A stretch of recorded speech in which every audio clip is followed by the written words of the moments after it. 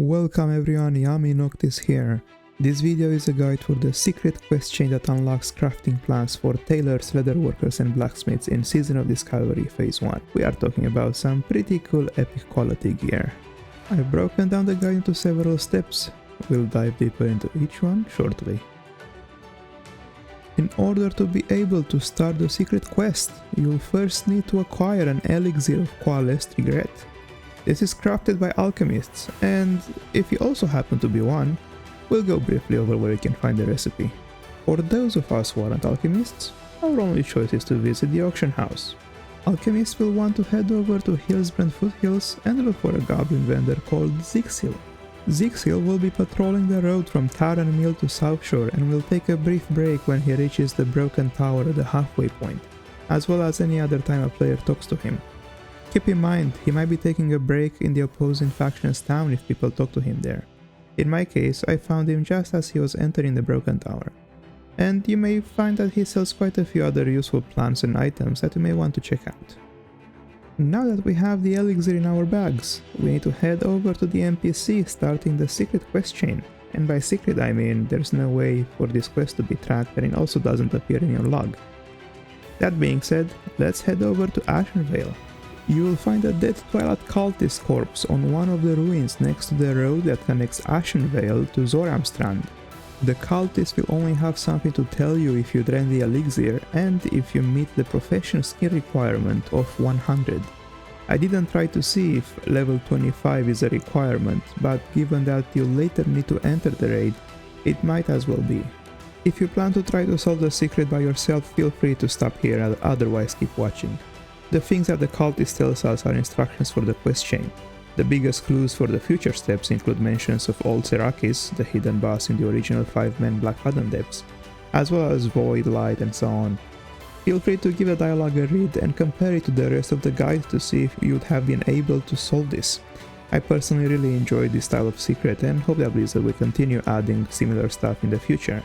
Feel free to leave your thoughts in the comments below. Okay. After we finished talking, we officially started the quest.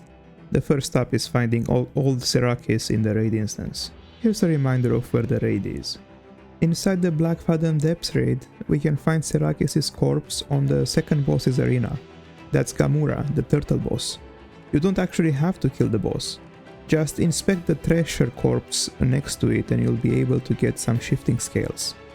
And by the way, if you already cleared the raid during this lockout, then you can go back in the instance by yourself and there won't be any enemies.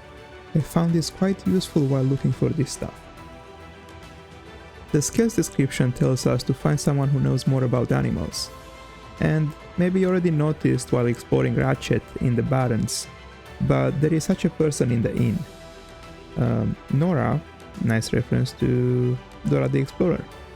Before you go there to meet Nora, make sure you gather some enchanting materials. You'll need them. 40 strange dust, 5 greater magic essence, 2 small glittering shards, and 5 gold coins. And obviously the scales we just got from the raid. Nora will craft us a trinket with this. This trinket will allow us to be immune to the void damage in the next step of the quest.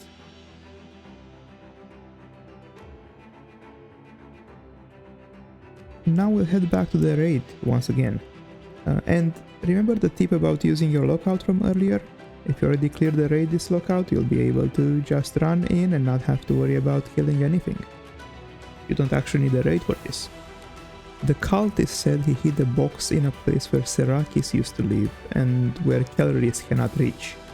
Well, Serakis used to live in the underwater cave right under Kelleris' boss room, so let's head there. But instead of entering the boss room, jump in the water and swim under it. You'll find a box at the end of the cave. Once we have the box, we just need to find the source of light. The first part of this step is just a presentation of how to find it. You don't actually need to do this if you're not interested in seeing the logic behind finding the location. Feel free to just run to the destination based on the later part of the video. The cultist said we need the opposite of void, that is light, to destroy the box. In phase 1 of Season of Discovery there isn't a whole lot of light mentioned. The Plaglands are the most relevant places, however they are out of our level range by a lot. So the closest place we can go is Hillsbrand Foothills. There, if you go to the inn in either South Shore or Taranmill, you will find NPCs from the Argent Dawn.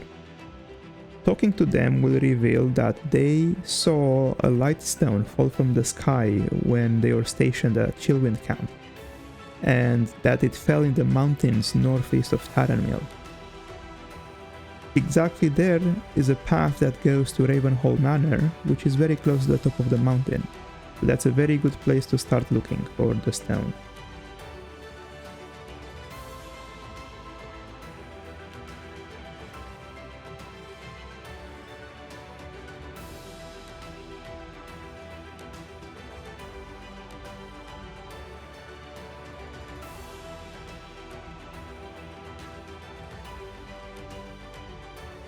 After destroying the box next to the Lightstone, we receive a shard, and a Shadow Lady appears. Make sure you talk to her and go through the entire dialogue.